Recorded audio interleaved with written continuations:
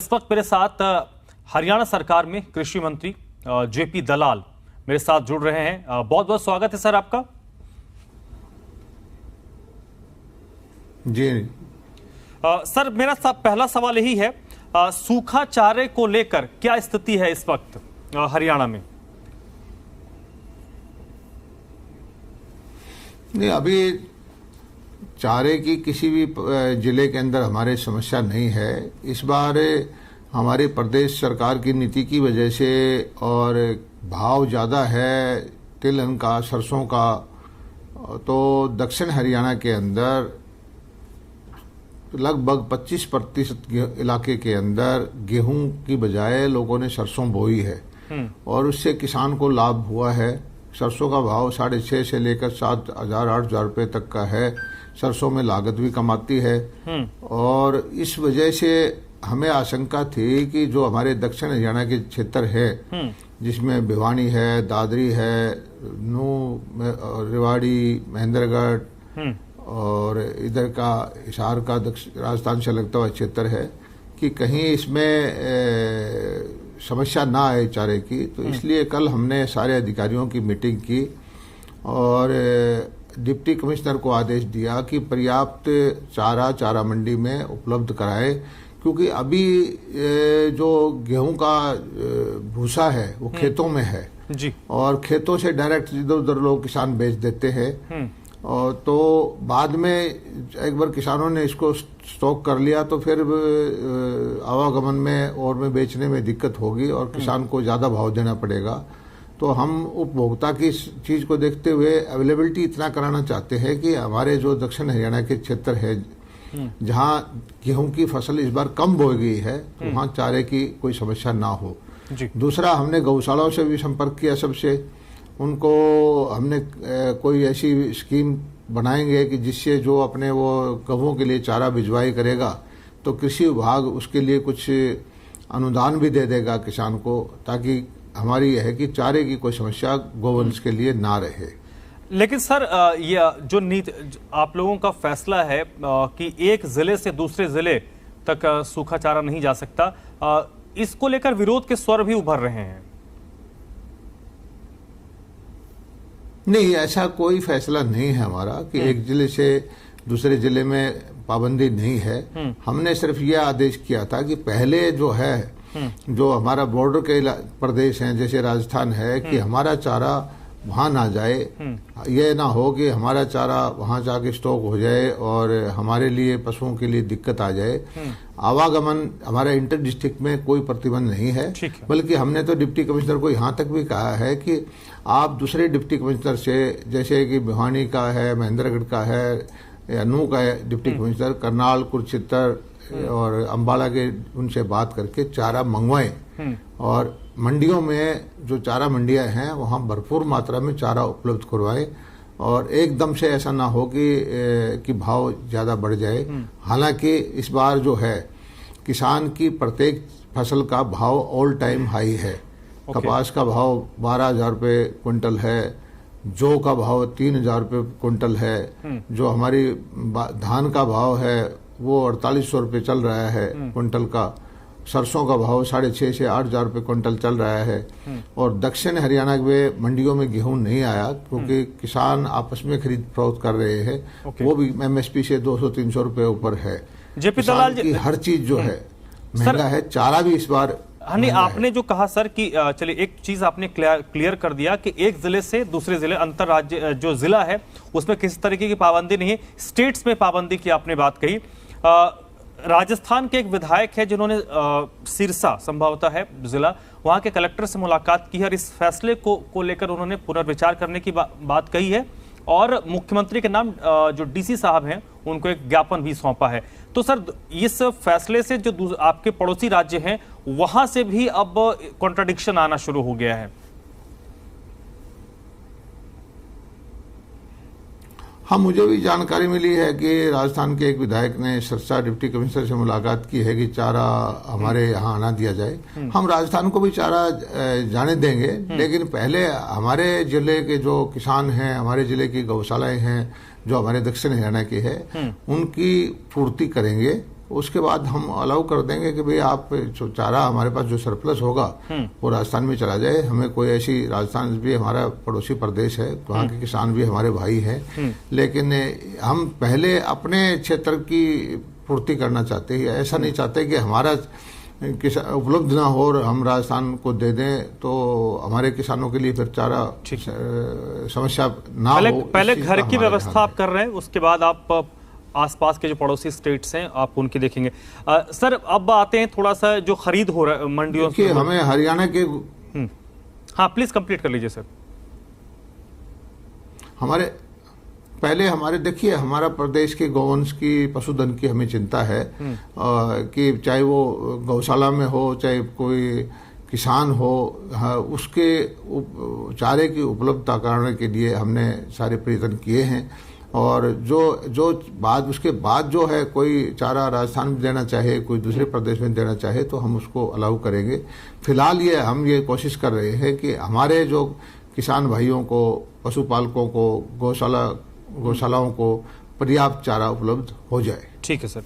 अब आते हैं सर, जो खरीद मंडियों के जरिए हो रही है उसमें क्या स्टेटस है? क्योंकि बार बार कहा जा रहा है कि कंपैरेटिवली पिछले साल के इस बार गेहूं की जो पैदावार है वो कम हुई है। विपक्ष की तरफ से मांग किया जा रहा है कि सरकार को बोनस देना चाहिए किसानों को।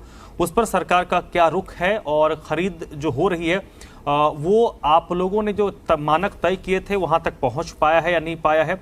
और इस बार ऐसा क्या हुआ कि बाहर मंडियों के कंपैरेटिवली जो प्राइवेट प्लेयर्स हैं उनके पास किसान ज्यादा जा रहे हैं?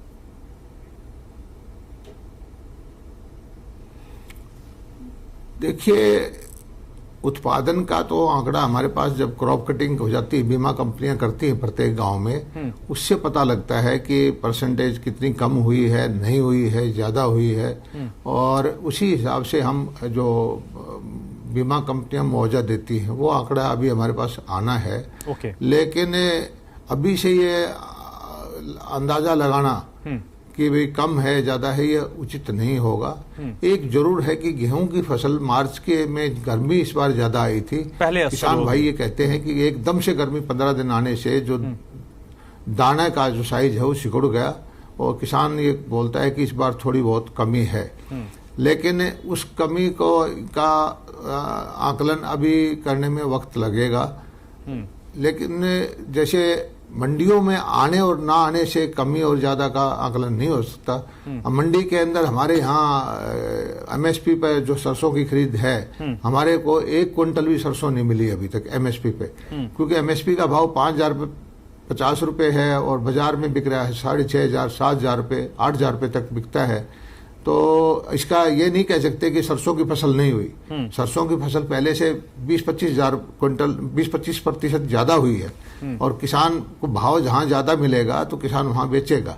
तो इसी तरह से इस बार मुझे कृषि मंत्री होने के नाते खुशी है कि किसान को उसकी फसल का एमएसपी से ऊपर रेट मिल रहा है ज्यादातर फसलों में। गेहूं में भी उसको किसान को, मैं लगभग 50-60 मंडियों में गया था, तो 25-30 मंडियों के अंदर तो गेहूं आया ही नहीं हमारे दक्षिण हरियाणा में, क्योंकि वहाँ भाव जो है एमएसपी से ऊपर, जो गांव में आपस में ट्रेडिंग कर रहे हैं लोग, 200-300 रुपए ज्यादा है। और किसानों को ये उम्मीद है कि अंतर्राष्ट्रीय स्तर पर डिमांड आएगी गेहूं की।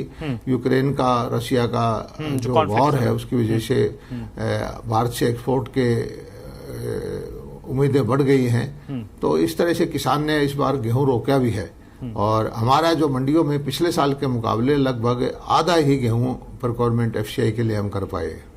ठीक है सर। चल अब कुछ तात्कालिक, क्योंकि आपके मंत्रालय की बात नहीं है लेकिन समस्या आप हरियाणा से जुड़ी हुई है, आप सरकार में शामिल हैं। बिजली को लेकर सर बड़ी हाई तौबा मची हुई है। क्या हरियाणा के पास पर्याप्त बिजली है? क्योंकि गर्मियों के मौसम में डिमांड बहुत ज़्यादा अचानक से बढ़ जाता है। आपने भी जिक्र किया कि गर्मी अचानक से 15-20 दिन पहले आ गई और अचानक से बढ़ गई, तो उसका असर बिजली के लोड पर पड़ता है। हरियाणा में पावर कट की जो समस्या है, क्या ये स्थायी समस्या है? इसका समाधान करने की दिशा में आप लोग कैसे बढ़ रहे हैं?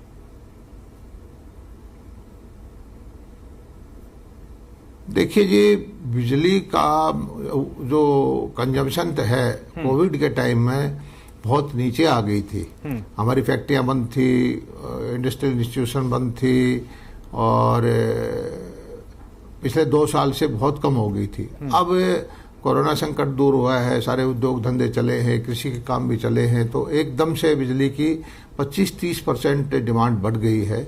और ये सही है कि थोड़ी बहुत कमी पीक आवर में वो हरियाणा में भी है और प्रदेशों में भी है, लेकिन हमारे मुख्यमंत्री जी और हमारे जो और अधिकारी हैं वो कोशिश कर रहे हैं कि हरियाणा की जरूरत के हिसाब से बिजली मिले। और उन्होंने पावर एक्सचेंज से महंगे रेट पर बिजली खरीदी भी है, किसानों को दी है, और जो जहां से जो व्यवस्थाएं करनी हैं वो मुख्यमंत्री जी कर रहे हैं। ठीक है, पावर प्लांट सारे फंक्शनल हैं सर, कोयले की कोई कमी नहीं है? हाँ, हरियाणा के अंदर जो हमारी पावर प्लांट हैं वो सारे फंक्शनल हैं। और लेकिन मैंने आपको जैसे बताया कि कुछ डिस्प्यूट है प्राइवेट जो पावर प्रोड्यूसर से, उसकी वजह से हमारी बिजली कुछ बंद है। उनसे जो डिस्प्यूट को सरकार, हरियाणा सरकार सेटल करने की कोशिश कर रही है।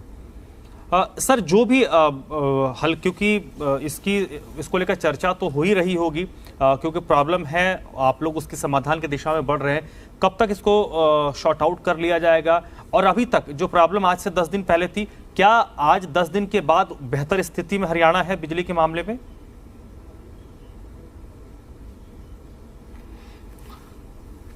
मैंने आपको बताया है कि हरियाणा की जो उपलब्धता है, हालांकि विभाग मेरे पास नहीं है, लेकिन जो गैप है कंजम्पशन और सप्लाई में, तो पीक आवर्स होते हैं शाम को 6 बजे से लेकर 10 बजे तक, उस वक्त थोड़ा सा गैप है। और धीरे धीरे करके हमारे सरकार ने कोशिश की है कि जहां से भी बिजली उपलब्ध हो सके, दूसरे प्रदेशों से भी उनसे एमओयू साइन किया है, एग्रीमेंट किया है, और काफी बिजली की उपलब्धता पहले से 10 दिन 15 दिन पहले से बढ़ाई है। आगे आने वाले वक्त में और ज्यादा धीरे धीरे जैसे से दिन गुजरेंगे स्थिति और बेहतर होंगी, हालात सामान्य होंगे। अब सर पानी पे भी थोड़ा आ जाते हैं। क्या एसवाईएल के मामले को लेकर हरियाणा सरकार कोर्ट जाने के बारे में बात कर रही थी, क्या अगला स्टेप होगा एसवाईएल को लेकर हरियाणा सरकार का?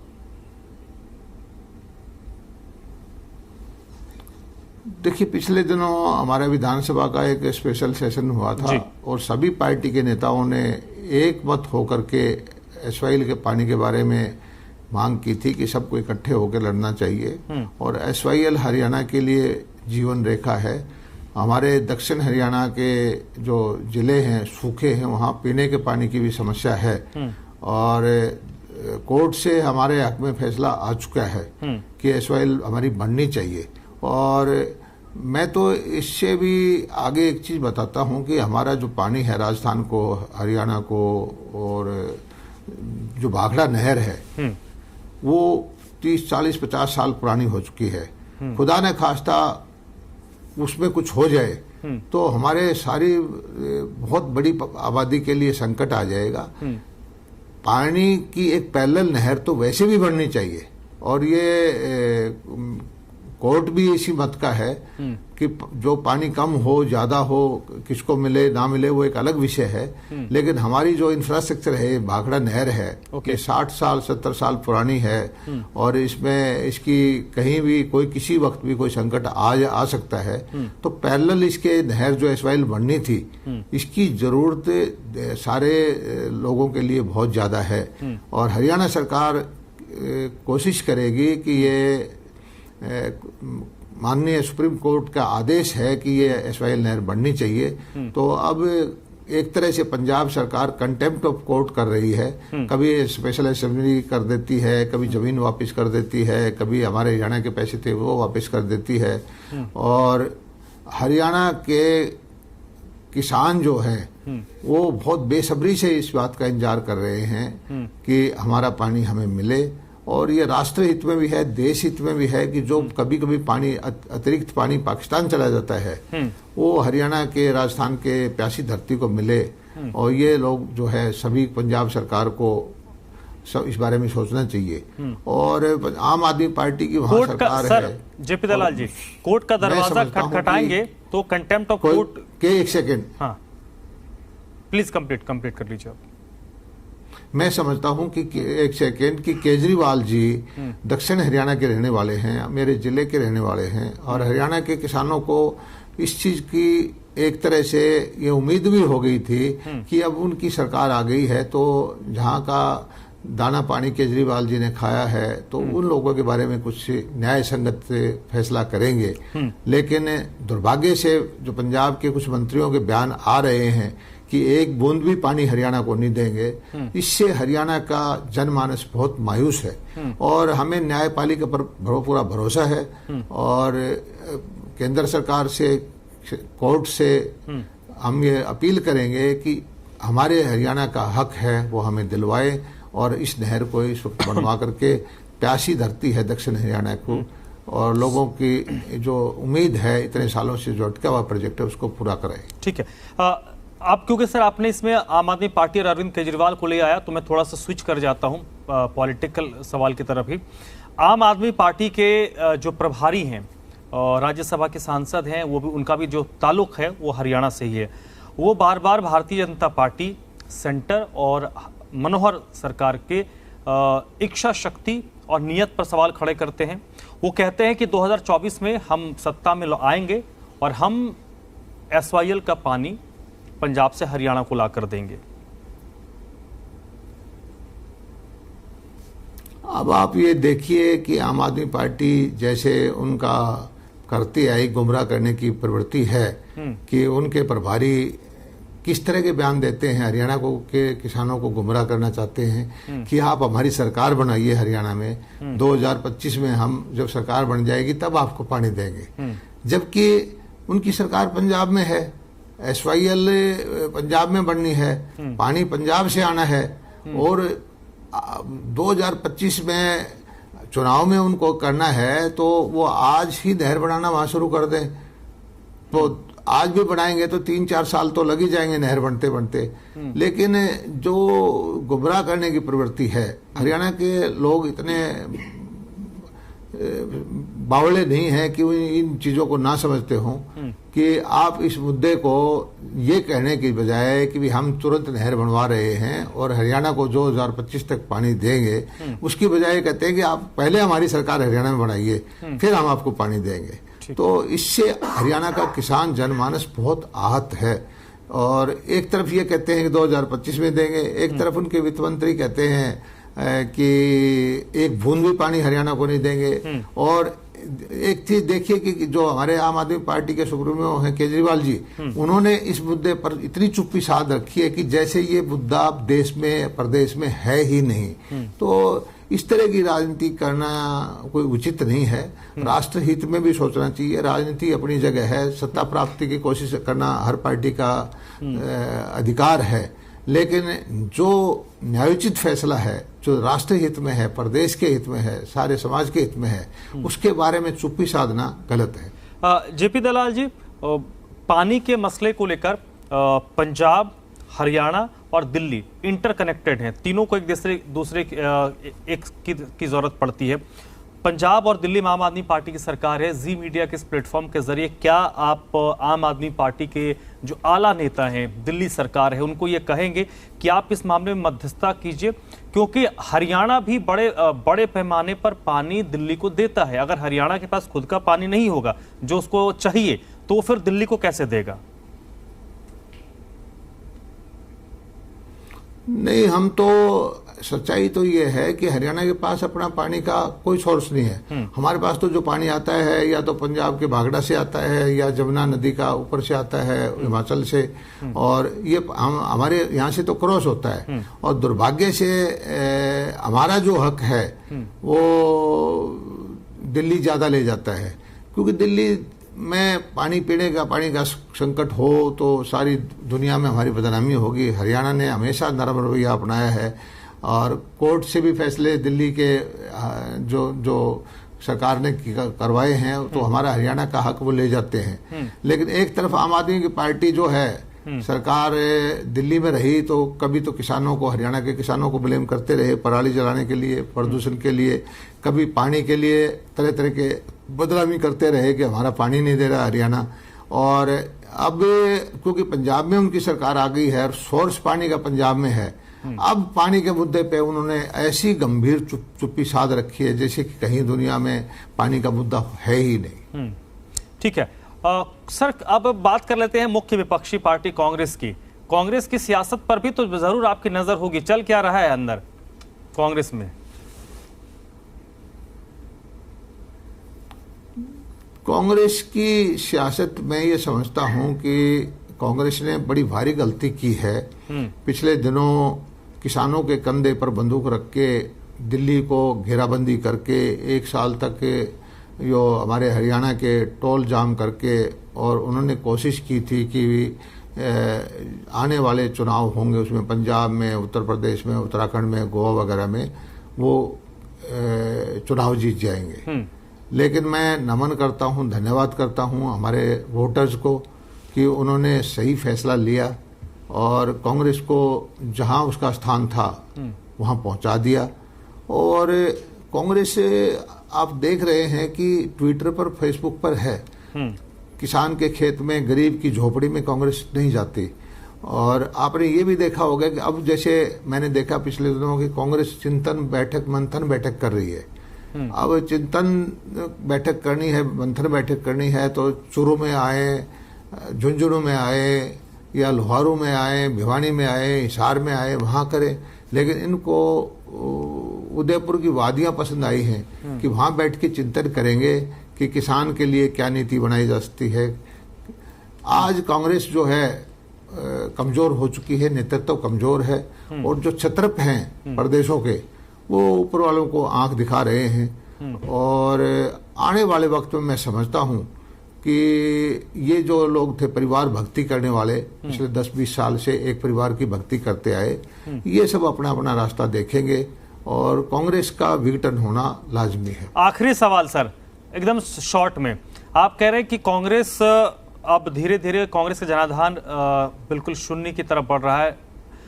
क्या आम आदमी पार्टी कांग्रेस के उस वोट बैंक को अपने तरफ करने की कोशिश कर रही है, उसमें सफल होगी? क्योंकि आम आदमी पार्टी ने जहां जहां भी अच्छे नतीजे हासिल किए हैं, भले उनके सीट्स आई हो या नहीं आई हो, 2%, 4%, 5%, जहां पर भी उनके वोट आए, जितने भी वोट आए हैं, वो कांग्रेस के वोट ही उनके तरफ शिफ्ट हुए। तो क्या हरियाणा में कांग्रेस का वोट आम आदमी पार्टी को शिफ्ट हो रहा है?